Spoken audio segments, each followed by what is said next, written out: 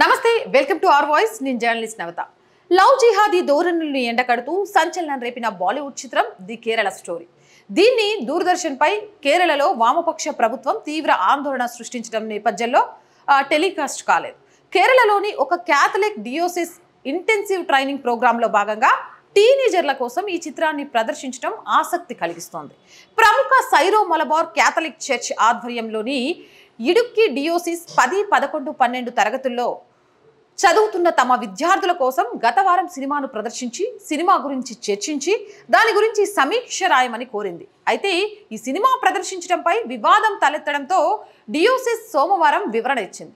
ప్రేమ సంబంధాలు, దాని పర్యావసనాలు, ప్రమాదాల గురించి అవగాహన కల్పించడం కోసం ఈ చిత్రం ప్రదర్శించినట్లు స్పష్టం చేసింది. డియోసిస్ మీడియా ఇన్ఛార్జ్ ఫాదర్ జీన్స్ కరక్కట్ మాట్లాడుతూ ప్రతి సంవత్సరం సెలవుల్లో పిల్లలకు ఇంటెన్సివ్ ట్రైనింగ్ ప్రోగ్రాం నిర్వహిస్తామని చెప్పారు. ఈ కార్యక్రమానికి నిర్దిష్టమైన అంశాలను ఎంపిక చేసి పుస్తకాలు సిద్ధం చేస్తున్నట్లు తెలియజేశారు. ఈ ఏడాది ఏప్రిల్ 2, 3, 4 తేదీల్లో కార్యక్రమం నిర్వహించామని 10, 11, 12 తరగతుల పిల్లలకు పాఠ్య పుస్తకాలలో ఇతివృత్తం ప్రేమ సంబంధాలేనని తెలిపారు.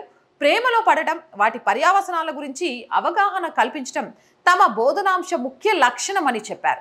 ఈ రోజుల్లో యుక్త వయస్కులు ఎక్కువగా ప్రేమలో పడి ప్రమాదాలను ఎదుర్కొనే పరిస్థితులు తెచ్చుకుంటున్నారు.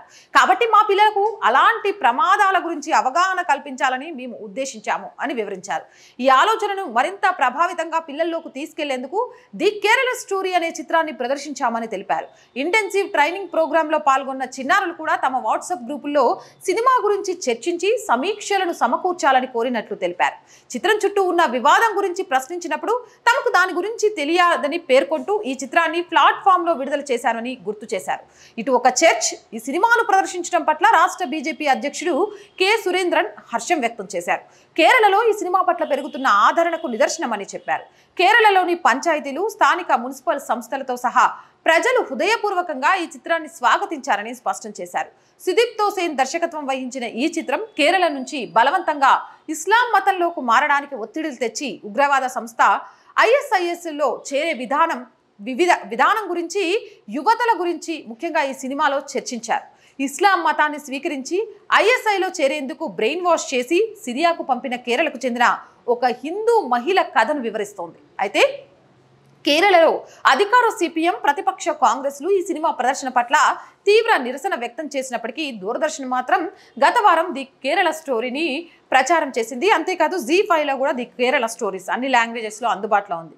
నిజంగా ఒక క్యాథలిక్ చర్చిలో ఇలాంటి సినిమాను ప్లే చేయడము అనేది గొప్ప మార్పుగా భావించవచ్చు. కానీ ఇలాంటి మార్పు మన హిందువులలో ఎప్పుడు వస్తుంది?